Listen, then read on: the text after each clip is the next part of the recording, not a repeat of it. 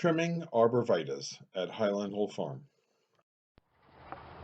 My name is Mike. I'm at Highland Hill Farm. Today is January 8th, I believe, and we are trimming green giants in the field. This right here, this is a good example of a green giant that we had in the field.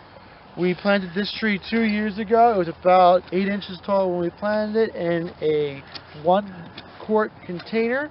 And this is the first time we are pruning it, so you can see that it did grow fairly fast for us. There was 2 full growing seasons that's been in the ground now. So we should have trimmed it last year, but sometimes on nurseries we get so busy with work that we just don't get everything done, and that's why we're out here and it's maybe 10 degrees and we're trimming trees. But this is a green giant, and this is a good one to go over because it has everything that I really want to discuss about on what I think is important for the arborvitae. And I like our arborvitaes to have one central leader to it. That's the #1 thing that I want. I don't even care if it's sparse or anything like that, just one leader. But this one here has a second leader growing up on it. And we want to take care of that so it doesn't become a competitor or a dual leader or a codominant leader or whatever other word you want to use. So when we first start out, we'll go over to a spot where real nice branch union's at and cut off the piece that we want to get rid of. That way we have one leader, very defined. There's no any ifs or ors about it. So we got our one leader. Now, since it's a little bit thin, and not many people really like to have a real thin tree, we're going to go through and we're going to prune this guy down. And I could either cut it here for a light prune, or here for a little bit heavier of a prune. But since this is so sparse, we're going to do a little heavier of a prune. Then we're going to go on the sides and tip back the sides a little bit. And that's to encourage these guys here or these guys there to take over as central leader. The closer that the central leader is, the new leader coming in, to the old leader, the stronger it will be.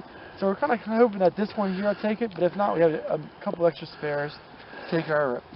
Since we trimmed those two, we're going to do the rest of the tree so it keeps its shape. And not all arborvitaes are the same, and each grower that you go to has a different ratio of height to width that the trees are.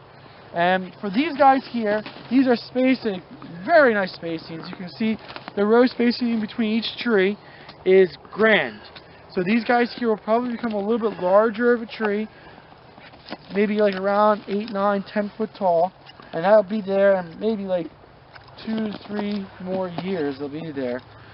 And so we go through, we just trim off a little bit of the sides, we make sure that all the tips are trimmed everywhere to encourage this interior growth to come out.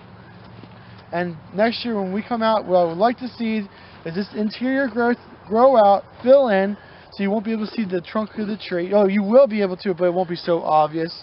I also like to see a new leader sprout up on one of these.